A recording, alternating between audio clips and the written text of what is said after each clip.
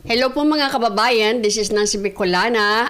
Share ko lamang po itong napansin ko. Ewan ko kung anong napansin ninyo, pero talagang gusto nilang anuhin si VP Sara. Talagang sabihin mayroon talagang banta dito kila Bongbong. Ito po kasi dahil dyan sa Romanov na yan. Si Lacson at saka itong si Rapi Tulfo ay talagang sinasabi na talaga raw na ang banta ay doon kay Bongbong dahil sa Romanov na yan.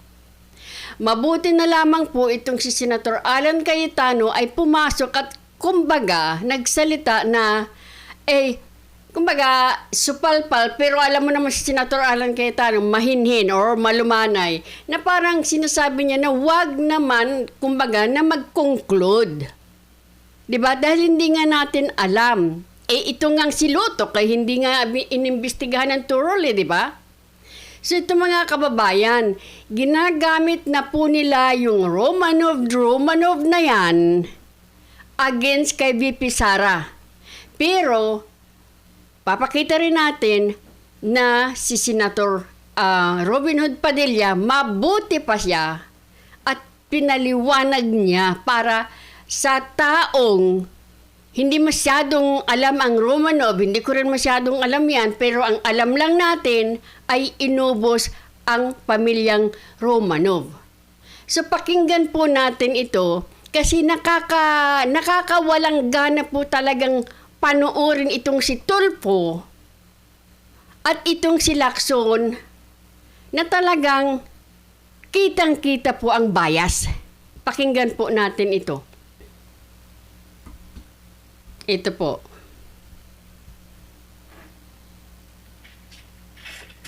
Mr. Presiding Officer, kahapon kasi nabanggit yung Romanov and I did mention na para sa akin, nagmula yung salitang Romanov kay Mayor Baste Duterte when during a rally yung sa Maisog in Davao. So, ang tanong ko ngayon kay Mr. Witness, matatandaan po ba kung ano yung sinabi ni Mayor Baste Duterte patungkol dun sa Romanov that night? Yes, sir. I will try if Can you I tell us? remember it right. Ang sabi niya, Mr. President, sabi niya, remember what happened to the Romanovs. If I'm not mistaken, sir, parang ang sinasabi niya, kasi mayroong... No, I think when you go to bed tonight, continue. Yes, sir. Yan. Sabi ko yan. Okay. When you go to bed tonight, think about the Romanovs. Yung po yata yung pagkasabi. Parang sinasabi niya na baka mangyari sa pamilya niyo yon gaya ng nangyari sa inyo noong 1986. Kung tama yung memory ko, sir. Parang ganun po ang sinasabi ni Mayor Baste. Kaya nga, Mr. Presiding Officer, nagtataka ako na binanggit yan ni Princess Maui doon sa press conference, sa online press conference ni VP Sara, yung Romanov na banta for Sara Duterte. When in fact, it was Baste Duterte ang nabitaw ng salita na yon, warning sa first family. So, which, Mr. Witness, para sa'yo, saan ba talaga yung Romanov nag-umpisa at sino ba talaga ang dapat mag-ingat doon sa banta na Romanov? Yeah, insofar as our investigation is concerned, since nag-start yan doon kay Mayor Baste at wala ho kaming ma-validate na ibang Romanov operations na nangyari, I think nag-start yan sa kanila, sir, sa kapatid ng Vice Presidente. Thank you, Mr. Witness. No other questions? Mr. Presiding Officer. So, sinuswitch na nila. So, yung Romanov na yon na imbis na tinanong ni Maui na gagamitin against kay VP Sara, ngayon, tinutwist na nila na yun daw ay para sa kila Bongbong, siguro para ma-boost yung kanilang inaakusa na grave threat. Noted, entered into the records, and counsel for the respondent may continue with this cross.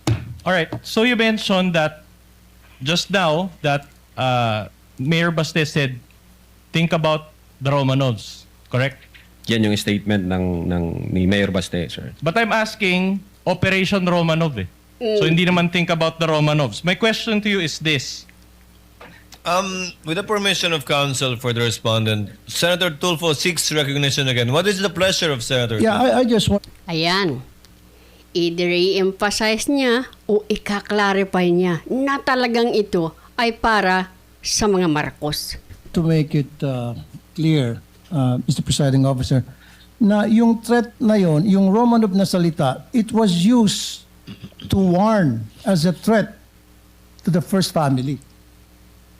The word Romanov came from the mouth of Mayor Baste Duterte, na para bang binabantaan niya yung first family. You follow me, Mr. Witness? Yes, sir. Tama po yun. Tama po yun. I just want to pursue the point raised by Senator Judge Rapi Tulfo and the Ayan others. pa. Gentleman may proceed and he has 2 minutes. I don't know about the other senator judges, pero until today, when Senator Judge Rapi Tulfo clarified Opo. na yung palang Oplan Romanov, a threat against the first family. Yes, sir. Ang impression ko since last week, nung pag-uusapan natin yung Oplan Romanov, a threat ito against the Vice President. And since sabi nyo, part ng investigation ninyo, open source, di ba? Yes, sir. Opo. Yung bang speech ni Mayor Baste Duterte sa Maisog, naging part ba ng open source nyo yun? Part ng In this particular investigation that you conducted? hindi po siya nag-form part as... So kulang yung kasama inyong doon. open source Yeah, information. hindi po kami nakafocus sa Romanov, Your Okay. Honor. Okay. Was it also your impression na yung threat do sa Romanov was directed against BP Sara until today? I don't... Please be honest. Yeah. Don't be ashamed. No? Yeah, I don't think so, Your Honor, kasi unang-una ang context ng Operation Romanov against the first family. I know. So it definitely against the president and his family, Your Honor. Ngayon nung tinanong ho siya ni Princess Maui, doon nga kami nagtaka. Anong ibig sabihin ng Romanov? Anong context niya ng Romanov? Bakit against sa vice president? Hindi naman sila yung first family. So, yun yung reason po, Your Honor, kung bakit we try to invite Princess Maui na shed us some light para makita namin ano bang ibig mong sabihin doon. Ano ba yung pwede naming i-validate na information para makapag-case build-up kami pag meron. Yes. So bakit hindi naging part ng investigation nyo do sa threat against the life of the president and the first lady? Kasi family yung binabanggit ni Mayor Basten, di ba? Hindi kasama yung si Speaker Romualdez, hindi kasama yung Chief Justice. Opo. Di ba? Yes, sir. Pero threat against the family, the first family, Yes, sir. as mentioned by Senator Judge Rafi Tulfo. Yes, Your Honor. So, ang sabi mo, hindi naging part ng investigation nyo do sa inyong investigation report or sa affidavit of investigation, yung open source ng Maisog. Hindi po siya speech. nakasama. sir. Bakit hindi napasama? Open source din yun eh. That could reinforce yung inyong theory o yung conclusion nyo na meron talagang serious threat against The first family. the President and the others. Bakit hindi nyo ginawang part do sa affidavit of investigation unless pareho tayo na impression na until today, ang alam natin sa Romanov, a threat against BP Sara. Yeah, Yun ang impression ko since last week, ha? Yun ho By the yung way. yun po yung impression namin nung hindi pa namin nakikita That's sa exactly open my source. question, Attorney Lotok. So ngayon nyo rin lang na-realize na yung palang Oplan Romanov, threat pala sa First Family. First family. Oh, Diba? So pareho sila, nagkasundo sila ni Lacson at saka ni Lotok. Ngayon lang nila na-realize, threat daw yun kay Bongbong at sa pamilya niya. po, Your Honor. Oh, thank you. Noted, entered into the records. I would have Presiding recognized Officer. Senator Go first, but since you're there already, Senator Judge Alan This Cayetano, is just a you may proceed, sir. manifestation and Ayan, point of banatan mo, information. Senator Alan. As Senator Judge Lacson said, no, it's for each judge to appreciate. But let me put context, no. I'm not close to VP Sara. I'm not close to Mayor Baste.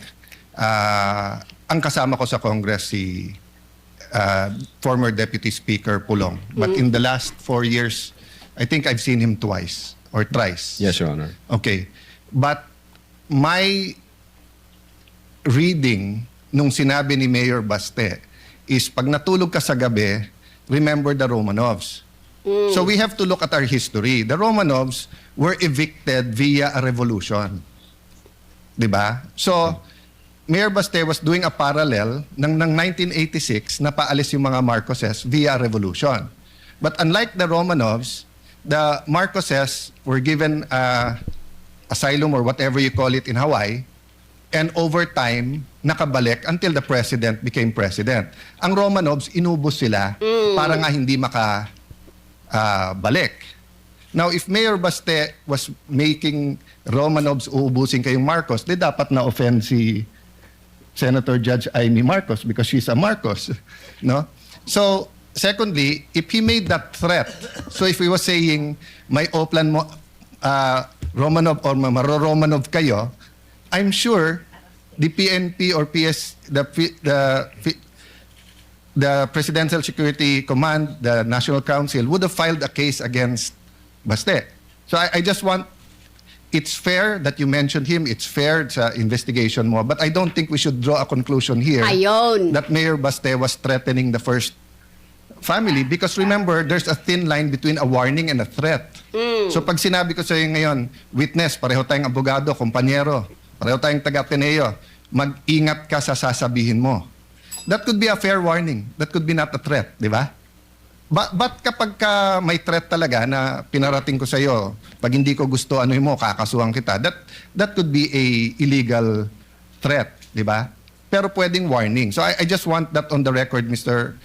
Presiding Officer, Mr. Senate President, because everyone's watching, and in the same manner, we have to be fair to the first family. We have to be fair also to Mayor Baste and to the Dutertes, that rather than draw a conclusion that there was an actual. So the Council for Defense was making a distinction, mentioning Romanov and Oplan Romanov are two different things. It may be the same, it may be different thing. For all we know, narinig ni Mayor Baste na sila Romanov, kaya binanggit niya pa balik. We don't know. I don't know. I haven't discussed it with anyone. I haven't discussed it with the few senators na kaibigan ko dito. So let's just be circumspect and careful from making conclusions. But as far as it is relevant, Mr. Presiding Officer, I appreciate the answer of the witness. Thank you. Thank you.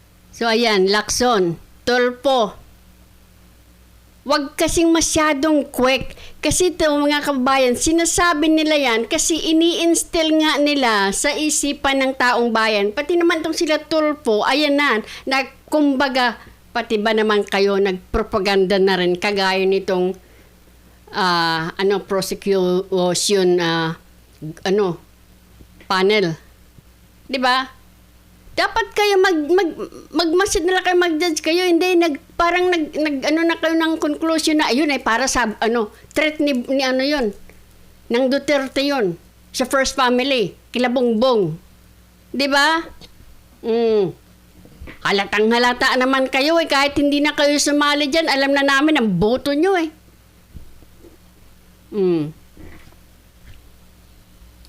Ito po. Baka maliwanagan yung mga ambibilis sisihin ang Duterte. Siya, Romanov na yan. Ito po. Maraming salamat po. You want to do that now, Senator Judge Padilla? Yes, Senator Judge Padilla would like to interject before we go on a break. You may proceed, sir. Maraming salamat po, Ginoong Tagapamahala ng Hukom at sa ating Ginoong Pangulo. Maaari po ba makapagtanong sa ating mahal na saksi? Opo, Your Honor. Mari po. Ang una ko pong katanungan sana ay taga saan po kayo na lugar, na probinsya? Tacloban, sir. Tacloban. Oy, kababayan ni Kayo Martin. po ngayon ay Regional Director ng NBI sa BARM. Yes, sir. Opo.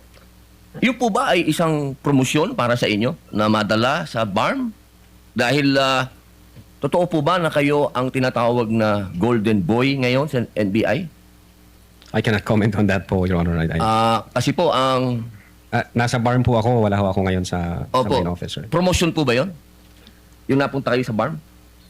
Balita ko po kasi ilang beses na kayo na-promote sa NBI. 12 years na po kayo, no? Sa NBI. Yes, sir. Opo. Ilang beses na po kayo na-promote? Since na pumasok ko ako sa NBI, Opo. sir, from investigation 1, 2, 3 noong 2015, 2016. Well, nung mula ako na pumasok ako sa academy, from investigation 1 hanggang ngayon sa regional director, sir. Ilang beses po yan? Sa isang taon po, ha? Sa isang taon? Ilang beses daw po kayo na-promote sa isang taon. May chismis, maraming beses. Anong taon po, sir, ang tinutukoy nyo? Bago po kayo napunta sa BARM.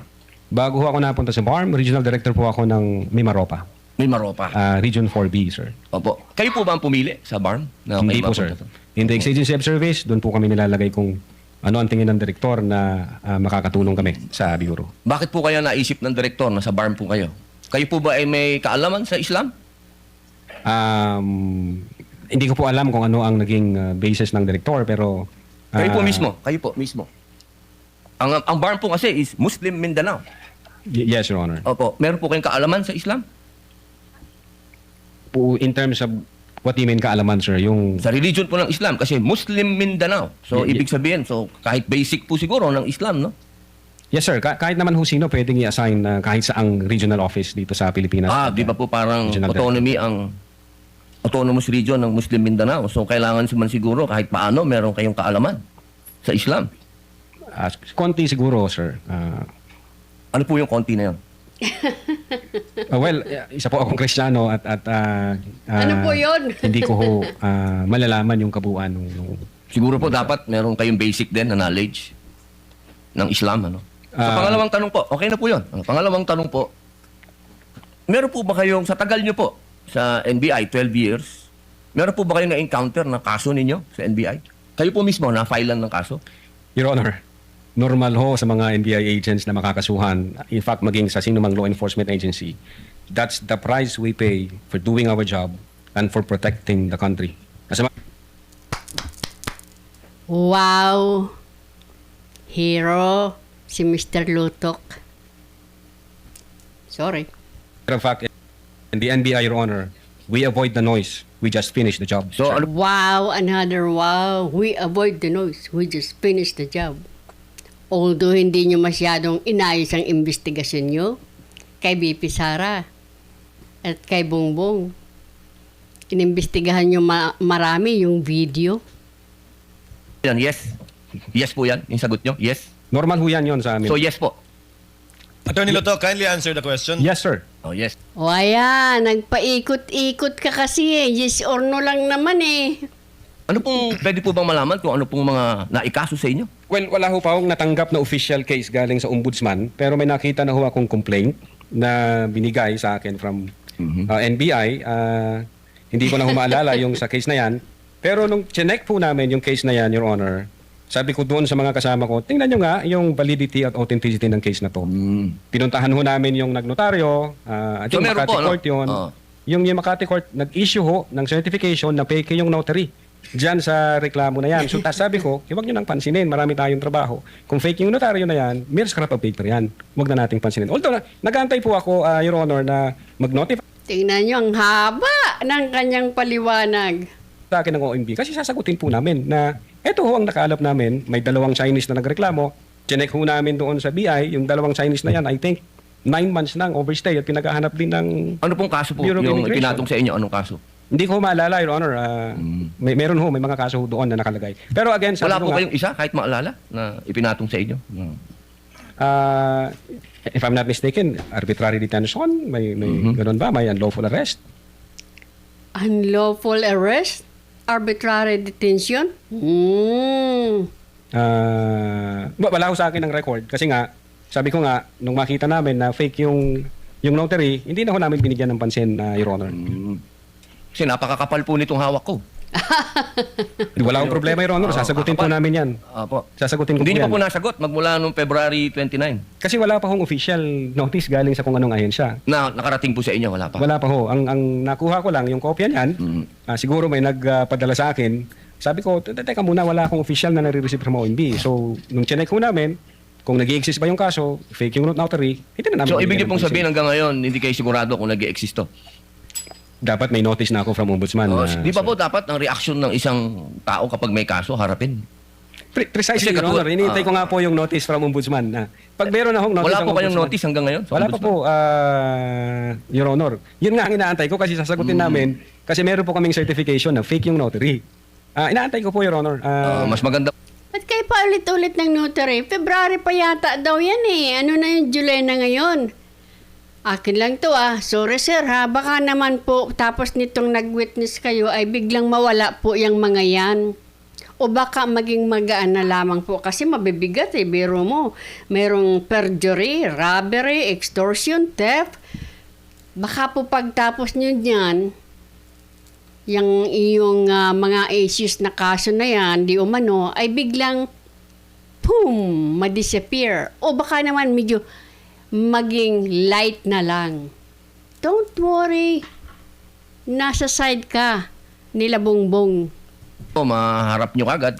Definitely, hindi ko namin na po, tatakpan yan, sir. Kasi napakahalaga po ngayon nito. Yes, sir. Oo, ito po ay ang pinag-uusapan natin dito ay napakahalaga. Yes, sir. Opo, at ito pong mga kasong ipinatong sa inyo, perjury, robbery, extortion, theft, mainam po ito As I've said, Your Honor, in the NBI, we avoid the noise. We just finished the job, sir. Opo. Wow, inulit pa. We avoid the noise. We just finished the job. Kaya pala naman naging golden boy ka. Opo. Meron pa po akong tanong. Pangatlo. Opo. Kanina po na ang ganda ng talakayan nyo tungkol sa Romanov. Yes, sir. Opo. Ayan Alam na, niyo po ba yung ayan istorya ng Romanov? At ang gaganda po ng mga sagutan ninyo. Alam niyo po ba yung historical background ng Romanov? Ang alam ko lang po dyan, Your Honor, yun yung nangyari sa, I think, SAR, kung hindi ako nagkakamali sa Russia. Sa Russia. Opo. Sino po ba yung nakakalaban ng SAR? Again, hindi ko po maalala, hindi ko po nakita yung buong... Yun. Kasi napakahalaga po malaman ng taong bayan kung sino po ang tinatawag natin na Romanov at sino yung nakakalaban nila. Kasi po, katabi ko, ang isa sa Marcos family. Yes, sir. Alam naman po natin lahat, batid natin lahat, na si Apo Lakay, Ferdinand Marcos Sr., ang number 1 na lumaban sa komunista dito sa Pilipinas. Batid naman din po natin na ang nag-execute sa Tsar, kay Nicolay at sa kanyang mga anak, sa kanyang pamilya, ay ang komunista. Alam mo po ba niyo? Yes, sir. Opo.